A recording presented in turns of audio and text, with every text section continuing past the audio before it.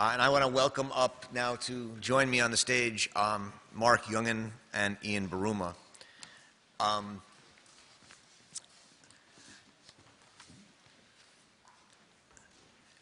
The question that Uday Mehta just left you with of whether we can or cannot imagine a democracy without we the people, but with we the peoples, is a question that I think kept coming up yesterday.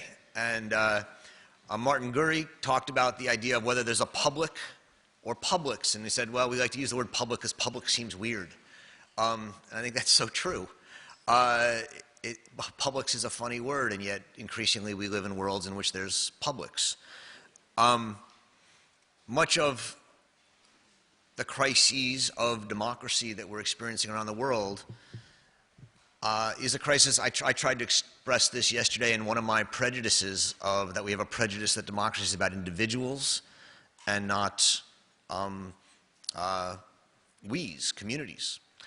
The question that our next speaker very much has occupied himself with is the question of what is a political we? What does it mean for Americans to be American, or Germans to be German, or Indians to be Indian? It's an old question. It's a question that goes to the very foundations of representative democratic nation states. And it is in many ways one of the root questions of the democratic crises that are going on around the world. A crisis in which many people say we want to be X, French, American, German, etc. And other people say, what is that? And we live in a multi-ethnic, multiracial world. What does it mean to be that? And this is a question in all these countries. I think it's a specific question in a country like, for example, Germany, where to be German has had negative connotations for the last 50 or 60 years.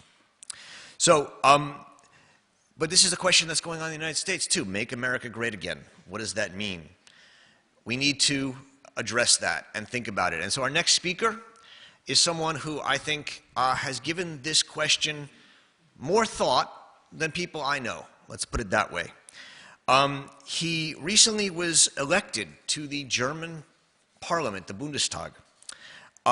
Marc Jongen is a German philosopher, essayist, and political activist. He taught for many years at University of Karlsruhe, Karlsruhe University of Arts and Design, the Hochschule für Gestaltung, and he was an assistant to the well-known philosopher Peter Sloterdijk there.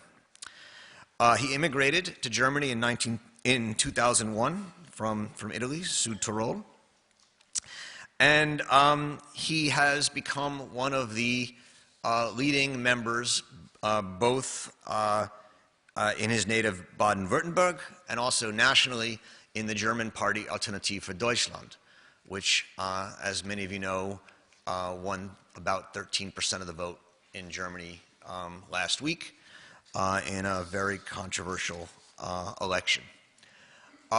He's going to be speaking about this question of populism, but also about belonging and national belonging and what that means in a modern democracy.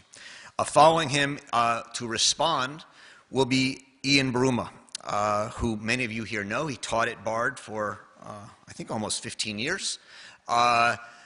He's written numerous books, I think 17 books, what I read. I'm sure it's more by now, including Murder in Amsterdam, which many of you have read.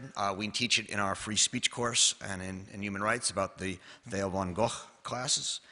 It's called Murder in Amsterdam, The Death of Theo van Gogh and the Limits of Tolerance. He also wrote a number of books about World War II, most recently Year Zero, A History of 1945. He's won numerous prizes. He's a great friend of the Arendt and Bard communities, and as I'm sure many of you know, was recently appointed the editor of the New York Review of Books. Excited to have this conversation. Please welcome Marc Jongen.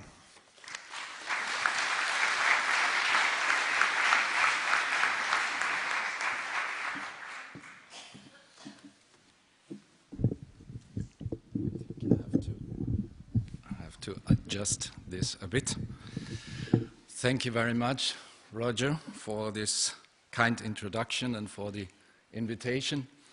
I'm really deeply honored that I can speak here to you today, which is not for granted for me anymore to speak in front of such audiences and such conferences.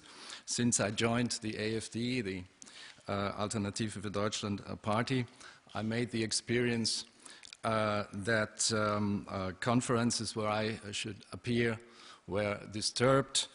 There was a huge protest going on when I should give a talk in Switzerland, in Zurich, in a theater, and 400 German intellectuals and people from the art scene protested against that, protested against free speech, and so the whole conference couldn't take place.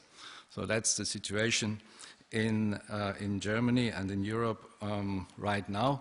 And so for me, at least in my case, America turned out to be the land of free speech, and I'm very grateful for that. In one sense, I'm not going to deliver a free speech here, in the sense that I have to look on my remarks, written remarks here, because my English, unfortunately, is not so fluent that I can speak freely. So please be patient with me also afterwards when we're going to the debate. So our question is populism today. Does politics have to be more populist? In regard to this topic, I have a big advantage compared with probably all of you, and that is I am a populist myself, yeah. At least if we follow the German media and political observers in Germany. So merely by phenomenological insight and careful description of what I found within myself, what dark ambitions and motivations, I should be able to give you an account of what populism is. Well, I'll do my best. You see, I'm acting here a bit as an amphibia, going from the political realm to the academic and back. So being a political activist or even a politician, at the same time I try to observe myself, and that's what I'm going to do now. Well, in my case, we even have to speak about right-wing populism, or even far-right, because, as you know, maybe know, the Alternative für Deutschland, Alternative for Germany, AfD, is considered a right-wing party, even far-right, which means the party is largely demonized, in my view, in a total absurd manner.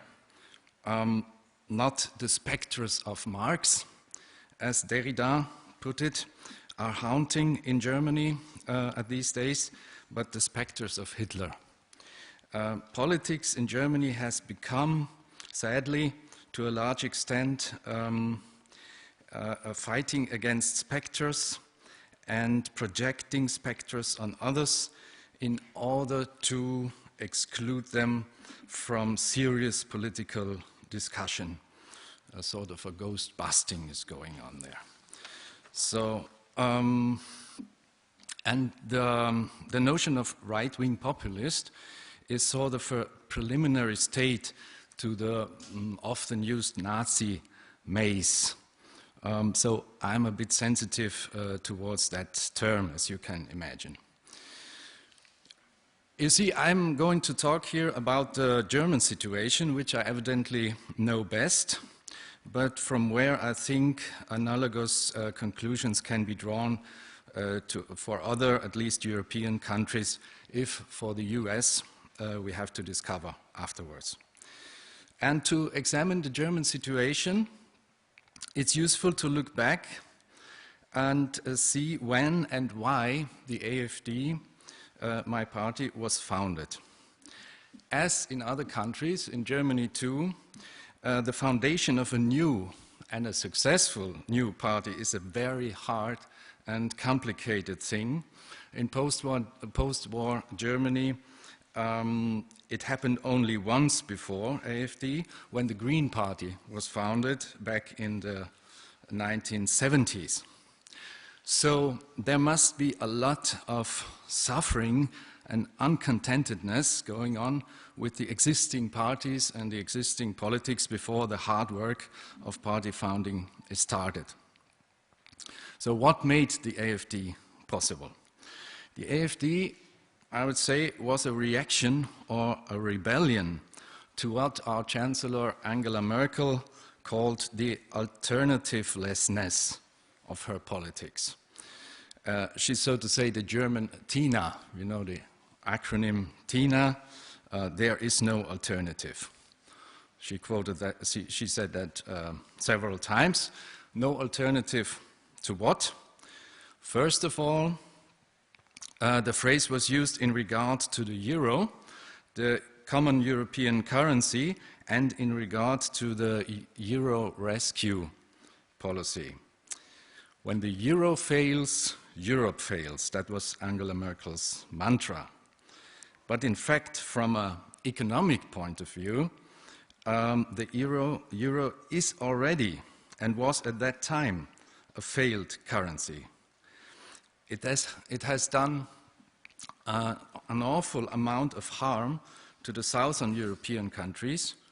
Greece has almost become a third world country in economic terms because of that euro rescue policy. The situation there is terrible. Suicide rate went up and so on. And the euro has led to this totally crazy zero or even negative interest rate policy by which the savings, the wealth of the people are slowly melting away, including the pension systems, which is a very serious problem. So the only ones benefiting from this policy are the big financial institutes and not the people. So maybe you might call this populist, but I would say so. I don't have the time to go into the depth here, despite the fact that I'm not a financial expert, as I must admit.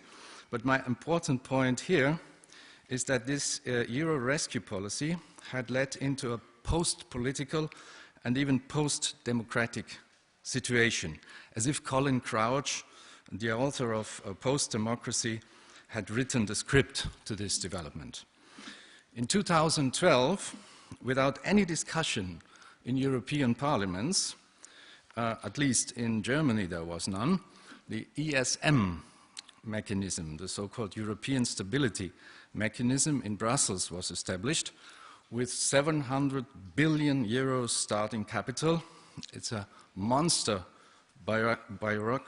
bureaucracy with the right to take as many financial means from the national budgets, mainly from the German one, as it holds for necessary in a state of emergency. In fact, we are, I would say, since then living in a permanent state of emergency or state of exception.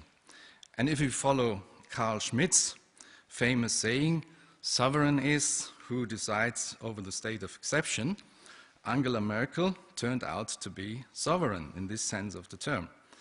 But can she still be called a democratic leader then anymore? Carl Schmitt wrote the quoted phrase in an essay called On Dictatorship. Maybe we should call democratorship what is going on right now, or Demokratur in German.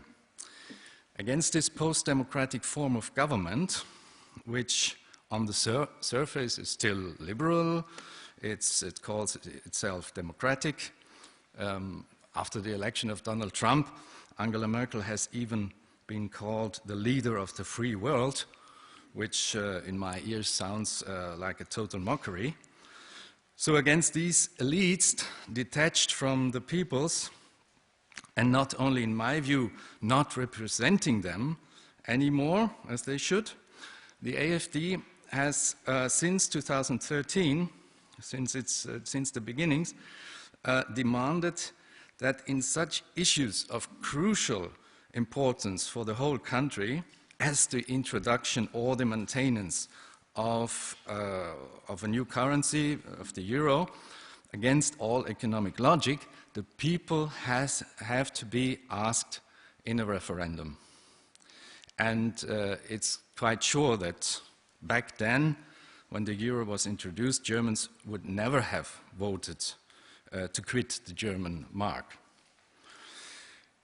Well, you can call that populistic, but then, I mean, introducing more referendums and so on, you can call that populistic, but then you will also have to claim that Switzerland is a populistic country where such referendums are the common form of political decision-making since a long time. I would rather call it democratic. In fact, populus, the Latin word, where populism derives from, and demos, the Greek word, within the term democracy, mean exactly the same, namely the people. So a democracy without any populist aspect is an unthinkable thing. But let me come back to the state of emergency.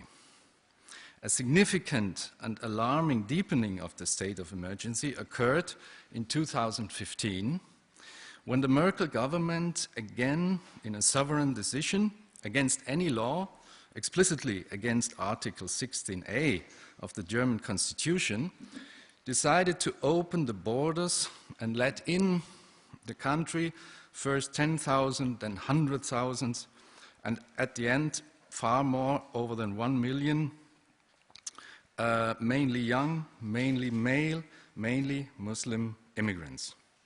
Some of them real refugees, persecuted in their home countries and legitimately looking for shelter in Germany.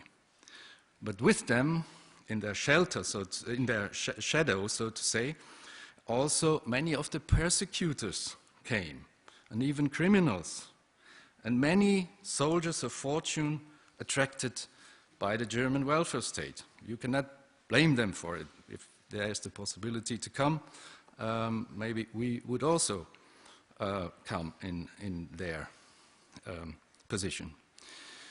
Donald Trump, in his not so polite manner, has called this policy insane.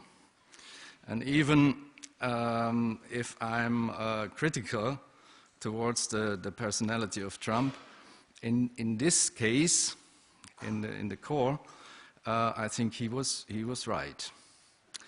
Since then, in Germany, we have been experiencing a tremendous loss of inner security. We have experienced a new kind of terrorism, formerly unknown in our country, a rise of crimes committed by new immigrants, also if it's not politically correct to say so, but it's the truth proven by the statistics, namely severe crimes like robbery, rape, even murder. And the climate in the country has completely changed. And this climate is totally opposed to the official slogans of the government, namely to Angela Merkel's other famous mantra, "Wir schaffen das." So it's the German version of "yes, we can." Yeah, we can integrate all these people. And our answer to this is no, we cannot. And even those who are full of goodwill will fail to integrate, not to speak of assimilate, all these culturally alien people, for the simple reason that they are too many. And even more so, as the example of France shows, because their Islamic faith turns out to be a serious obstacle of integration. So I don't want to go deeper in this difficult Islam discussion here, but rather come back to my point from before. Not only do we have to state, no, we cannot, but maybe we also have the right to say, no, we don't want to. Or to put it in the Bartleby way, we prefer not to.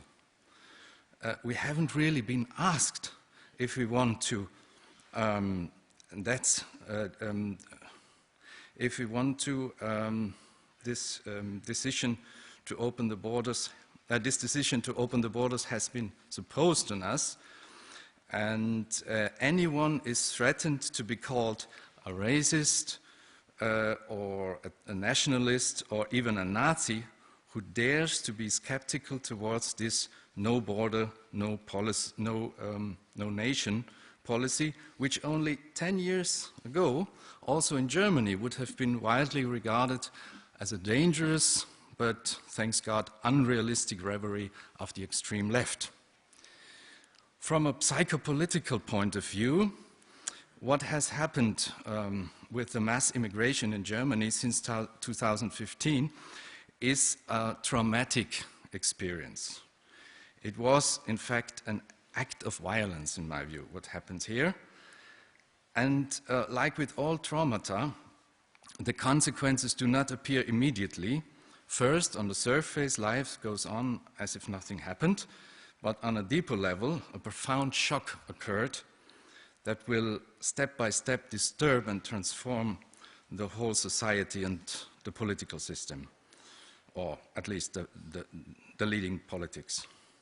Already now, it is obvious that this state of emergency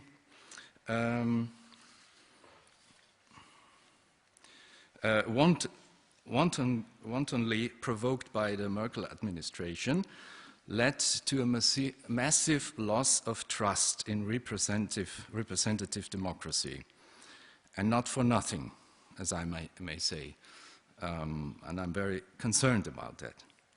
Again, the AfD is the political force giving a voice to all those who feel uncomfortable with this forced transformation of Germany in a country of uncontrolled mass immigration. And by that, the party has become a sort of a scapegoat, made responsible for all the troubles we are going through right now, including the traditional violence against the scapegoat, also physical violence we are suffering. Well, the official or hegemonial political narrative goes that the populists are the disturbing factor. They are capitalizing politically on the situation. They are promoting fears, hate against foreigners, and so on and so on. Of course, I'm strongly opposed to that narrative, and instead I claim that the rise of parties like the AfD is not the cause for our troubles, but rather a sign or a symptom that things are going profoundly wrong.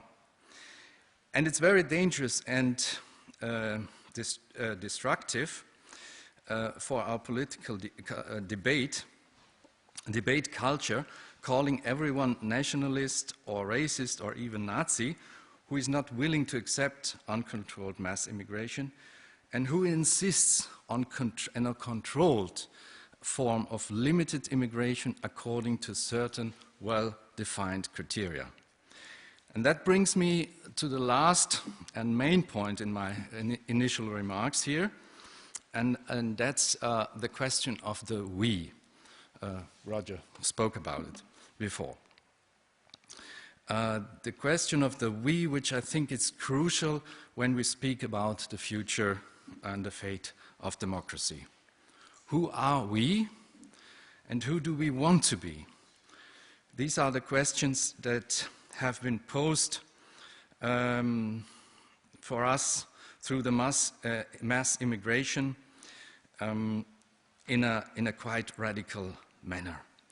And we all agree, and I explicitly also agree, that it would be a very bad idea to build our society and our nations and states on the concept of race, of genetic filiation. The horrific experiences, two horrific experiences have been made in the 20th century with people trying to do so, so that's over and done, thanks God. But on the other hand, I would claim we shouldn't throw out the baby with the bathwater and say that the feeling of the we, so essential to functioning democracy and a democratic society, hasn't got anything to do with parentage and can be easily obtained just by handing out a passport to anyone crossing the border with what intentions ever. At this point, the term populist probably reveals its deeper or deepest meaning. For Latin populus, the English people, and the German Volk, the Greeks had two words, namely demos, the sum of citizens that constitute the democracy, to make it very short, and the ethnos, the people defined by partly genetic, partly cultural filiation. Now, the demos can certainly not be reduced to the ethnos, as said before. It's called democracy and not ethnocracy. But there is enough evidence, I think, to suppose that a sufficiently strong consciousness of we for a functioning democracy can only be established among a people who share the same values and thus will engage in a common project for the future. And for sharing the same values, to put it very cautiously, it's very helpful to be rooted in a common ground, to be united by a common past or history. To stress on that, in this difficult period of transition we're going through, might be the positive and necessary role of those called populists, if not of all of them, so at least of some of them. Now, I'm aware of the fact that the situation in the US is quite different from the situation in Europe. And much of what I was saying about populism might not apply to the American phenomenon named such. Other than the European countries, the USA have always been an immigration country. They have been the immigration country, multicultural and multi-ethnical. But nevertheless, I would think that the formation of something like the American nation could only succeed by the shared English language and by something in German is called Leitkultur, literally translated as leading culture, namely the strong shared belief in liberty, democracy, in equality of all human beings.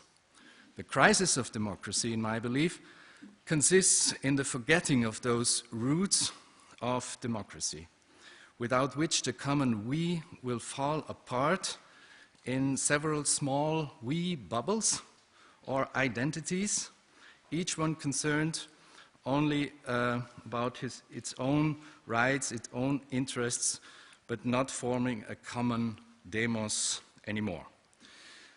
So that shows that I'm quite critical towards identity politics, as you can guess, but that would be another discourse. My time, I think, is more than over now. I thank you very much for your patience.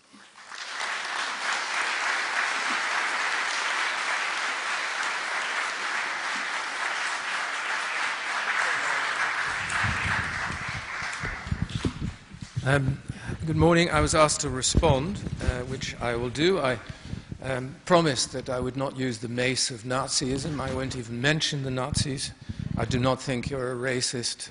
We won't be beastly to the Germans, at least not more than necessary. I've listened to your discourse with great interest, and I'm glad to say, or perhaps sorry to say, for the sake of debate, that I agree at least in one respect. I think Angela Merkel has made mistakes. Possibly not the same mistakes that you think she's made. I do think there's a problem with the euro, and I do think that the Greeks, in particular, but the Southern Europeans in general, are being badly treated. But not necessarily because the euro itself was such a terrible idea.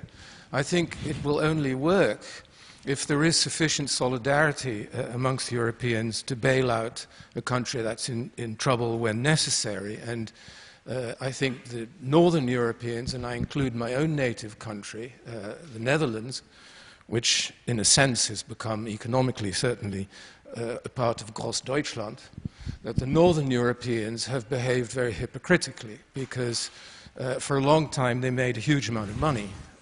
German banks did and so on, and you probably wouldn't disagree with this, Dutch banks, by lending the Greeks and others huge amounts of money when the going was good, profiting from it enormously, and when after the crisis in 2008, when the going was no longer so good, Angela Merkel made the big mistake, in my view, to blame the Greeks and other lazy Mediterranean people for not working hard enough and so on, and it's their fault and they should become more like Germans and pull their socks up, and there's no need further to be of any assistance, and that's led to the sorry situation that I think you described.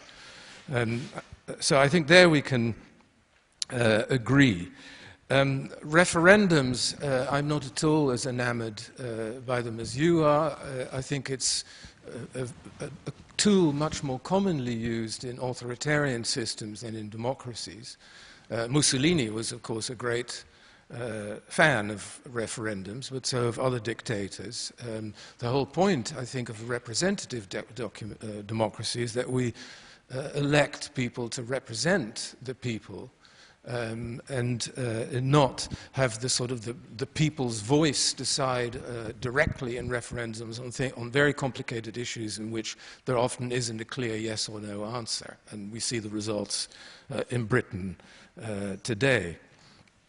On the immigration issue, again, I don't totally disagree. I think it is a mess in Europe, but again, perhaps not for the, we don't agree about the reasons for it.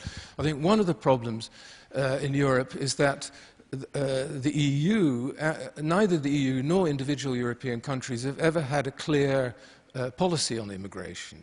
They have a policy on refugees, on asylum seeking, but the category of economic migrants has never really been properly acknowledged, and so as a result, even those who cannot make a living in their own countries, and there will be more and more because of climate change and so on, who then feel forced to move to more prosperous parts of the world, have to pretend to be refugees in order to be allowed in. In fact, they're often coached by people to do so, which then creates the impression amongst people that they're all shysters and liars and so on.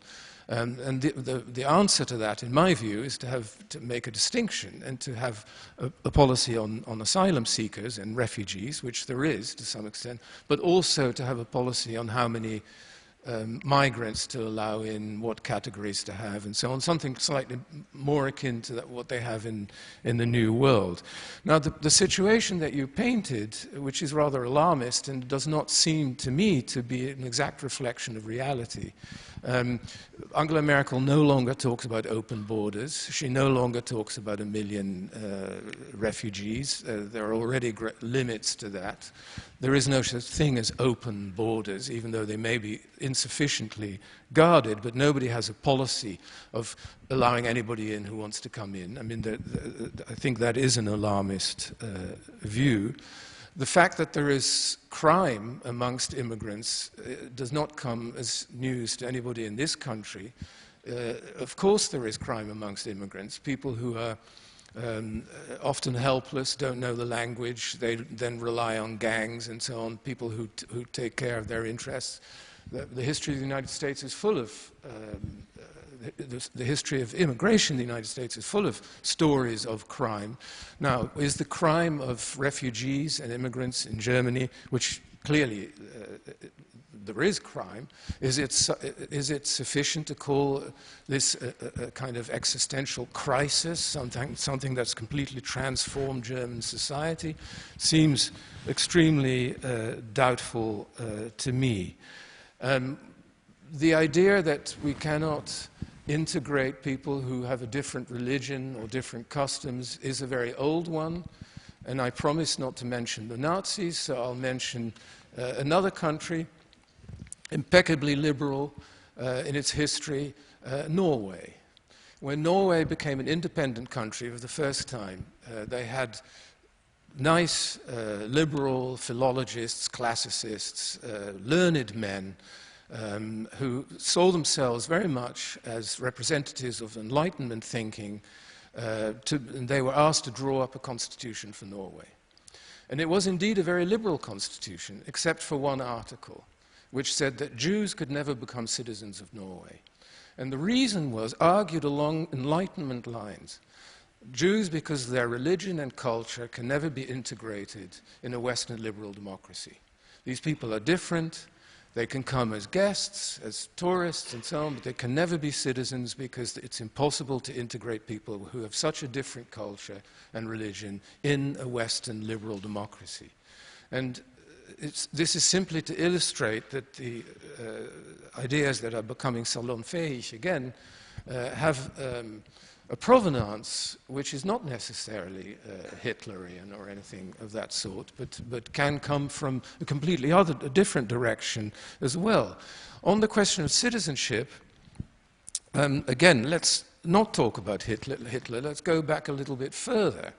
When you say that that it helps to be of the soil, to have certain family histories that are akin and so on and so forth to build a democracy, and it's not a help to have people of too many different ethnic groups, religions, cultural backgrounds, and so on. Well, let's take a look at the end of the 19th century, when the United States and Britain were indisputably more democratic than Germany at the time under Kaiser Wilhelm II.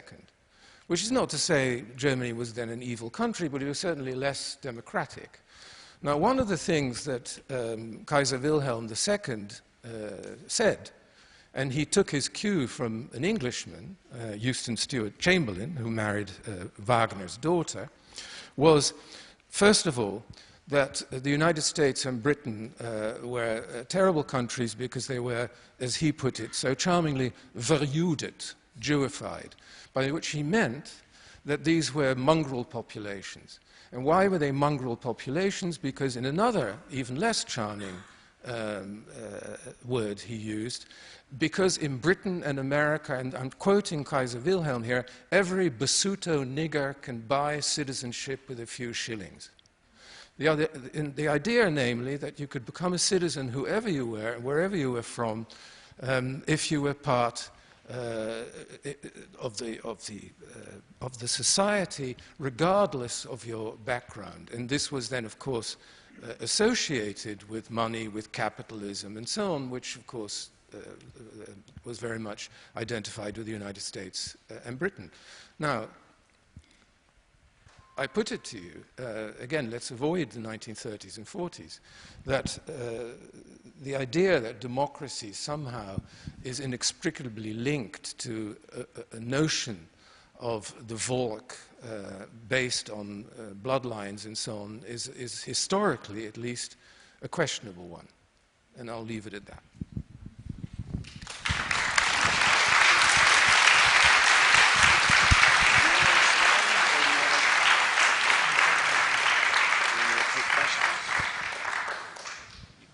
Say any response at all, or you want to open it up for some questions? Well, that was a huge range of issues you put it forward here. So, well, to begin with the common ground we share, I think that's a good thing that we are looking for the same goal. We want to have a functioning democracy. We are both against discrimination and racism and all that. But we have a different view of what is going on right now.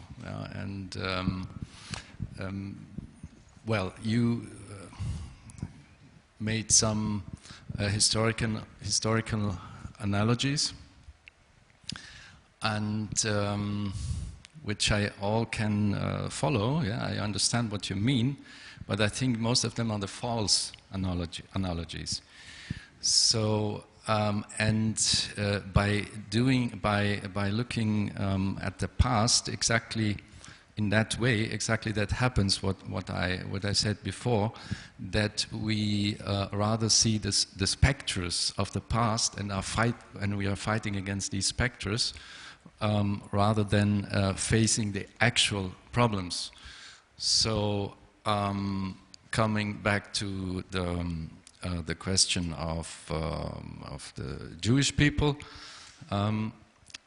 well, now, as you maybe know, many Jewish people are leaving France today, not because of the rise of the populist party there, but because they get attacked on the streets. They are not feeling secure anymore. And these atrocities come from Muslims. And that is a fact that has to be acknowledged. And also in the streets of Germany, you now hear, we have heard slogans, which I don't want to repeat here because they are so terrible, against Jews, coming from the Muslim community. I don't claim that every Muslim thinks like this. I don't say that Muslim per se can't be integrated in a democratic modern society, but we have to face the fact that many problems arise out of this community, and if we do not look clearly at these things, we will achieve exactly the opposite of what we want to achieve, or what you want to achieve. The result at the end will not be a functioning democracy where we all feel that we are one society heading for the same goals, but we will be a society separated in different, parallel worlds, hostile towards each other. That's my point of view. You call it alarmistic. Well, we won't agree at the end, but yeah, well, the future will bring who was right. Well, just wanted to make clear the differences between us here. In German, I could do better, so please. Let's take a couple questions, and we'll continue the conversation. Wilmot, down here on the right. We have a mic.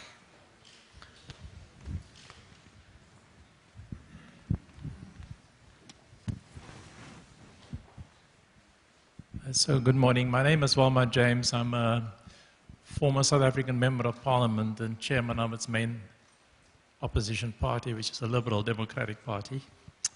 So I'm now at Columbia, and I'm deeply disturbed by this conversation, simply because of two reasons. The first is that if you think about the South African scene, we are a country with 11 official languages and extremely diverse. And therefore the notion of the nation is principally that of Oscar Wilde. That is a bunch of people living in one place at one time. And that's who we are. So I find this notion of the folk, which also has a strong ties with apartheid South Africa, extremely chauvinistic. And so I find the notion of the nation not simply European, but rooted in German chauvinism. And I just want to mark the fact that I deeply disagree with that idea, and I find it, in fact, historically offensive. My question is the idea of populism. When I think of populism as a politician in South Africa, I think about the use of using cheap tricks to attract votes. So what is populist, in fact, is to have slogans to abolish the death penalty, for example, because of rising crime, on the basis of very superficial and empty intellectual evidence. That's what I understand populism to mean. And so I'm a bit confused about the idea of populism that's been offered here. So my question is, what exactly do you mean by populism, given the history of the meaning of the term? Thank you.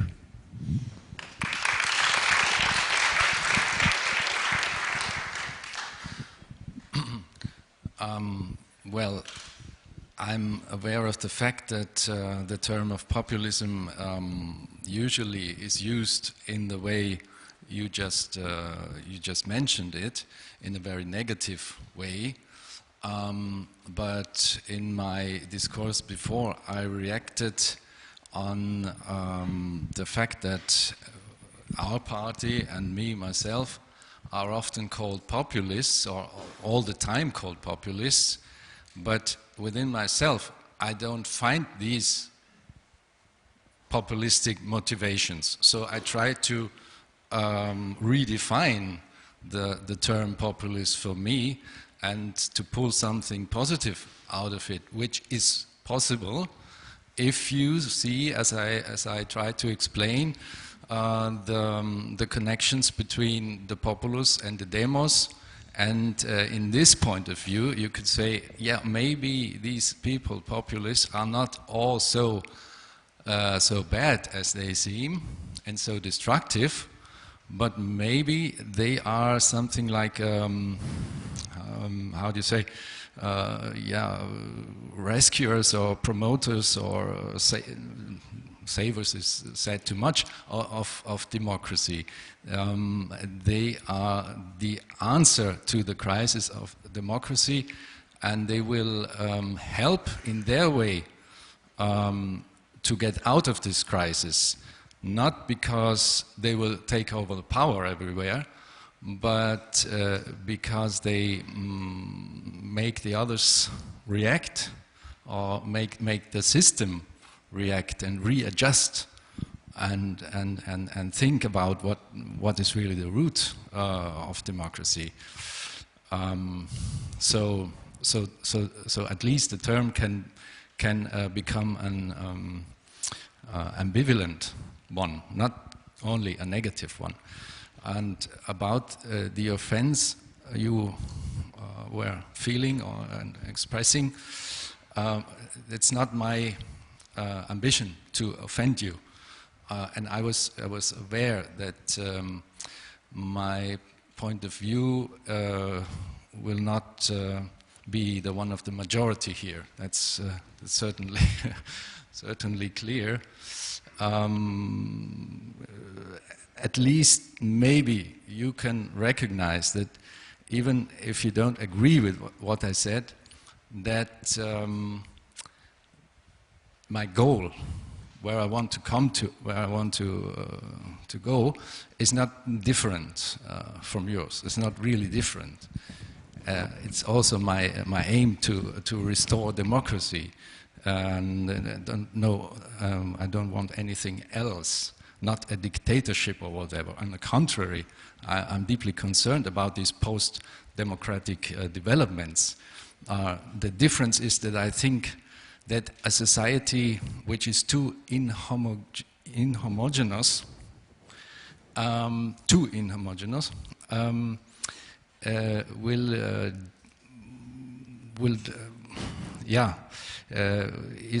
is likely to lose its democratic form, because it's split apart in many parallel societies. And if I'm not completely wrong informed, in the USA right now, you have deep gaps between different groups in the society, and and the crisis of democracy in the USA has also to do with this lack of a common we. But correct me if I'm wrong. Well, perhaps it's useful to at least make a distinction between different kinds of populism. I mean, there is what you could roughly call left-wing populism based perhaps more on class than anything else, which in the history of the United States you had in Louisiana, I think, where you have people who speak up for the common people who are the less privileged ones against big corporations, big banks, and that kind of thing. So the elite then is couched in class terms. The other form of populism, which I think is closer to yours, and I'm not saying that you want a dictatorship or you're not democratic or anything of that sort at all, but which is closer to yours is the idea of the common people being the sort of the natives of a country who are being dominated by an elite that's no longer in touch with the native spirit, and the elite that often coddles alien minorities and so on, call them Jews, call them Muslims, it depends on the historical circumstances. And so what the populist then has to defend is to use the German term, the gesundes Volksempfindung, the sort of the healthy feelings of the native people against the out-of-touch elites and their coddled minorities. And that's a very different kind of populism from the class-based economic populism. And I think we have to be clear about that. I just want to, I mean, Wilmot brought up this question of Oscar Wilde, right, which is a different definition of the nation than you hold, right?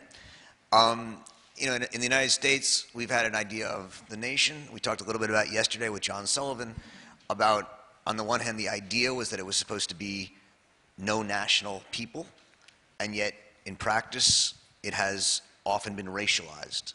And one of the problems here is how to develop an idea of the nation outside of that. A nation state is a weird term because a state is supposed to be a group of equal people, all citizens under the law, and a nation state says there's one nationality which has outsized weight or importance in that state. And that's one of the reasons that Hannah Arendt was so skeptical of the nation-state project and so supportive of a non-national republic like the United States as she saw it at the time. And I guess in a lot of ways, the last 30 or 40 years has seen Germany become more like Oscar Wilde. And you're, in a sense, asking it to go back. And I'm wondering if that's a realistic approach. Well, I'm not asking it going to go back. I'm very aware of the fact that going back is not possible in history.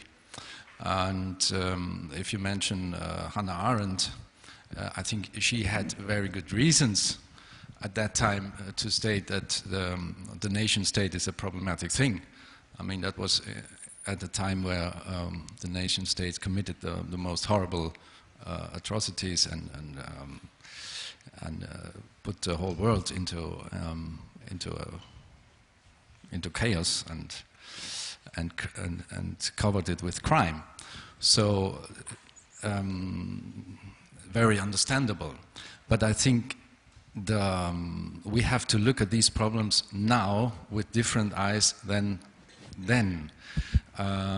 Then it was necessary and right to criticize the notion of the nation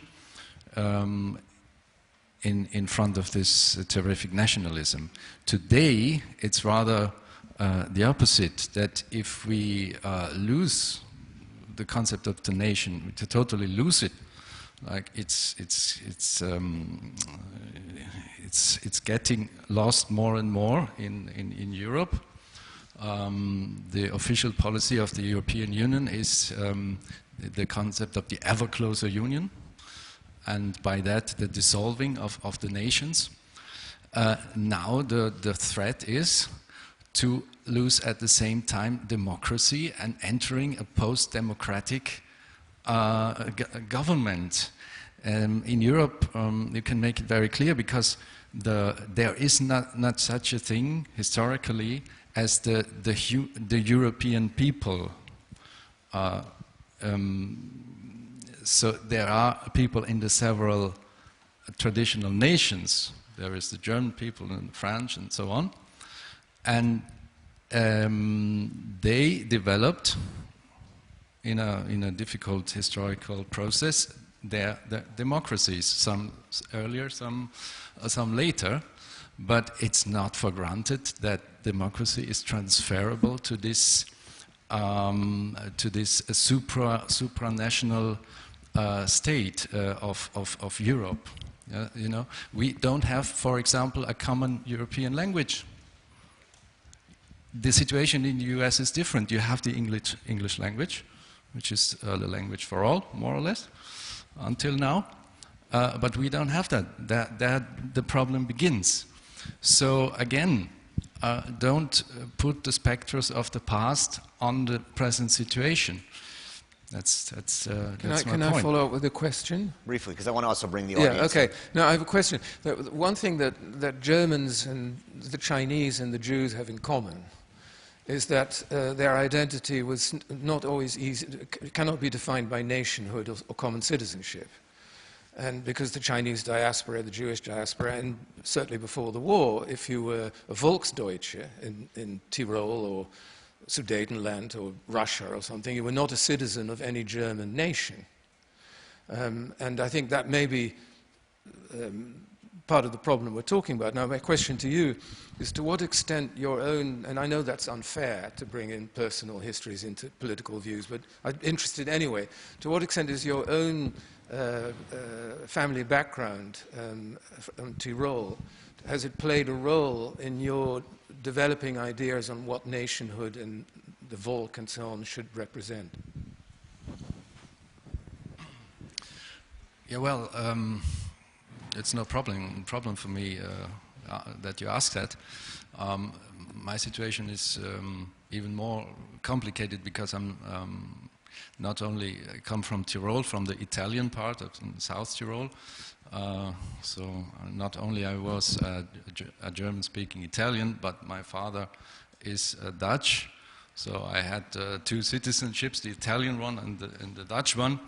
And now I have the German one and the Italian one. And I always, I always considered myself as what Nietzsche called a good European, you know. And there was a time where I somehow joking said I'm a EU patriot, you know.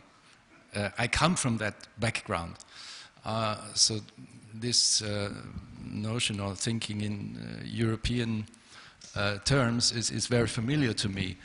But I somehow changed my mind without forgetting this background. I changed my mind when I saw in which direction the European Union is evolving. And that's why I stress so much on the nation now. And you are right that the Germans have not always been living in one state, and nation and state must not be deckungsgleich. Equate. Yeah. But we don't have to think in black and white categories if we talk about all these questions. When I say the nation is important, it doesn't mean that this nation has to be ethically pure and all of that. You know, that's not the point. Let me take a couple more. Let me take two questions, and then we'll see what we can do. One down here in the front, and one in the middle back. Is that Izzy? Isabel, yeah. So one here and one there. So I'm from Germany and Austria, and I've found this discussion very interesting, and I thank also Professor Buruma for a lot of the points that were brought up by you. And I have one specific thing that really stood out to me in your speech, which is the idea of shock in Germany. We're somehow from the same part of Germany, and my grandparents are from a working class and farmer background. And I wonder if, I think in the context of Germany, it's very important to keep in mind that the people that are coming there have experienced trauma and shock. And I just really want you to define what you mean by shock in Germany and trauma in relation to what the people that are coming to Germany really feel. I think it's very hard to listen to, and it's heartbreaking in that sense, because these people that come have experienced real shock and trauma. Great, thanks. And one question up there. Did you get a mic? Let's keep our questions short so we can get a couple in. We're short on time. Okay. My question is for Professor Buruma. So in Marc's speech, I heard echoes of the dichotomy presented in your book, Murder in Amsterdam, of a tension between two extremities and how these extremities instill terror, creating fear for the other and the alien. Both terms I heard used in Marc's speech. So how do you see these principles of fear as detrimental or even crippling to the stability of an equitable society? And how could emphasizing an idea of the alien other and creating fear of this other ever be beneficial for democracy? Great, thanks. So first, the shock and the trauma of Germany versus the shock and the trauma of the immigrants. No, that was a question for Ian. Yeah, well, I think we have always, in such complicated situation, to consider both sides. And our analysis of the situation very much depends on what examples we have before our eyes. So you have the example of the traumatized Syrian refugee who has experienced terrible things and comes to Germany. And there are, I don't doubt that there are such people, and there are quite many, but not all of them who came are traumatized, real refugees. But there's also, there are also people coming from Northern Africa and on other countries who just took the opportunity of the open borders and came and don't have this persecution background. That's a fact. So both group of people we have to recognize and to have before our eyes, then the picture becomes complete. And then we also have to look not only what these people have experienced, which is important, but also what does it mean to those who are living in Germany, to the Germans and those who are living there for a longer time, as our Chancellor Merkel put it. What does it mean when so many alien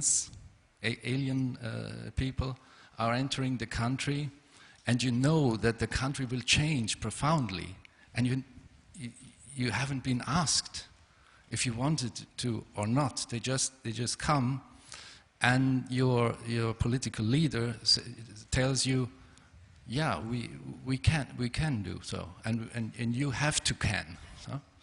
So that's in my view, it's also a form of violence. Yeah, your life, if this goes on, and another million will come, another million, the country will change. So and there is, my point is, we have a right to ask this question and then to decide, do we want this or not, and to what extent?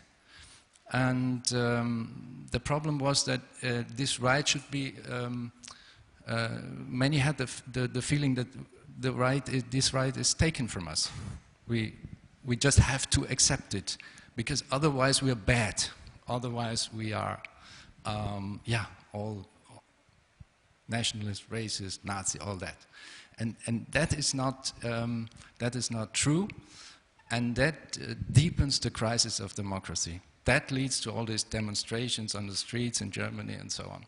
So we have to bring this question back to the political debate, which is happening now.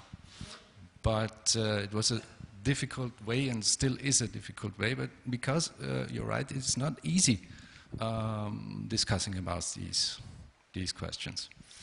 Ian, do you want to take a stab at the question about your book? I'm not sure I quite understood the question. There were a dichotomy in the book on Amsterdam between the... Yeah, I guess I was just wondering if you could maybe give some insight on this, like a dichotomy between two extremities of opposing views, and how creating fear for the other view can actually be detrimental to the stability of an equitable society and democracy, as opposed of making it work smoother by eliminating the other. Right. Well, I mean, creating fear of others in a society is obviously never a good thing for democracy. But I'll give you an answer which may not be a direct answer to your question, but I think is pertinent. That if you look at the way democracies developed, and the first and most successful democracies developed in the Western world, or certainly in Europe, it's actually, it's not the pattern, I think, that you're suggesting, which is that you have a kind of common people with common values and a common faith who then can agree to establish common institutions. I think in some ways it's the opposite, in that people forget how, and I don't need to tell you this with your background, but that how divided European nations were until very recently, and to some extent still are. I mean, my father grew up in a country where if you were Catholic, you would be told in church by the priest not to go and shop in a certain store because that was owned by Protestants, let alone that you would allow your son and daughter to marry a Protestant. I mean, these were completely separate communities. And longer ago, these communities, not necessarily because of their separate faiths, but they were mobilized along these faiths, fought horrendous and incredibly bloody wars as well. And democracy, in a way, came about because people realized that the only way to live in relative peace is to find some way to solve conflicts of interests and conflicts between these communities by having representative parties and representative politicians come to agreements and compromises, and out of that, democratic institutions grew stronger. So my premise is really the opposite of yours. I don't think you start off with common values and everybody thinking the same. What you start off with is where there are huge conflicts, both cultural, possibly ethnic, and so on, and then you find institutions to come to a way to solve those conflicts by compromise and negotiation and representation. Well, I agree with that. Okay, we have time for one last question. Tanya, right there. And please keep it brief, Tanya, because we're really out of time. And we'll do a short answer each. Yeah. I have two questions for a politician. Can we keep it to one? Very quick. It's 1 and 2. Keep it one. As a politician, what policies do you want to implement in your parliament to make sure that one person doesn't represent the whole group of people? Meaning Muslims. If one Muslim does something wrong, not the whole community have to pay for it. When a German white person does something maybe the same, is an exception. So how are you going to do that in the policies that you want to propose? And the other thing, if you want to be more clear about your relationship with history, because it seems that you don't want, you are claiming in one side not looking back to history, but on another side, you defend your premises by the German man, the language, and things that actually were construction a few years ago, because German people didn't exist at the beginning of the times. That was a cultural construction, a historical construction. So if you can clarify these two. Did you catch that? Yeah, roughly, I think, yeah. I heard that the people, German people or French or whatever, are construction. Yeah? You claim that. So I don't think so. I think, yeah, certainly culture is always a form of construction, if you so want. There is nothing found in nature called culture, but we construct our our culture. Yeah, we in that sense that culture is something obviously man-made and a whole structure of concepts, not a thing you can, like a stone, you can find anywhere. In that sense, yes, everything is constructed, but not to the point that we can wantingly or willingly change it as we want. A culture, a people has its tradition, and it's something, even though it is in some sense constructed, is something very not so easy to change. Yeah?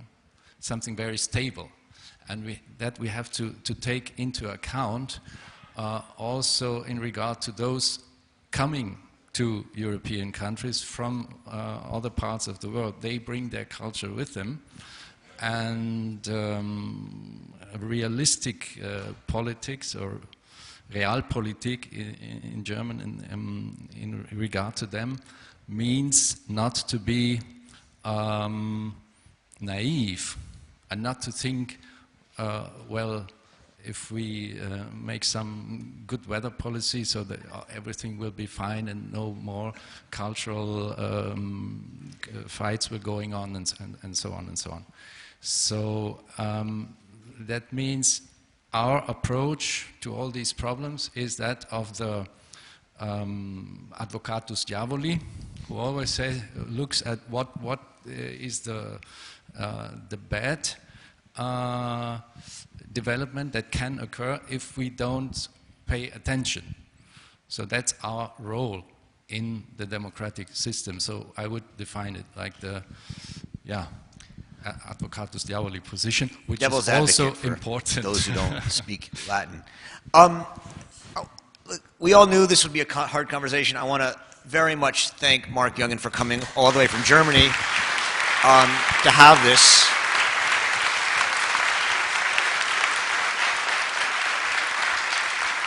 It's absolutely important that we address these questions, and you've thought about them incredibly deeply. I appreciate that. I want to thank Ian Buruma for coming back home and joining us.